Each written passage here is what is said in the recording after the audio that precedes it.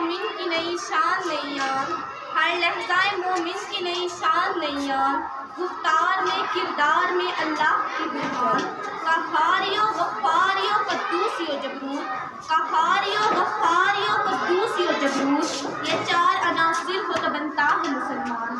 جناب صدر، معزز اساتذہ کرام اور میرے عزیز ساتھیوں، السلام علیکم۔ آج مجھے جس موضوع پر تقریر کرنے کا موقع ملا ہے اس کا عنوان ہے علامہ محمد اقبال۔ جناب والا، اس دنیا میں دو قسم کے لوگ ہوتے ہیں، ایک وہ جو دن بھر اپنے مقاصد کو تلاش کرتے ہیں اور دوسرے جو اپنے مقصد کو تلاش کرتے ہیں اور اپنی منزل کو حاصل کر کر سرخرو ہو جاتے ہیں۔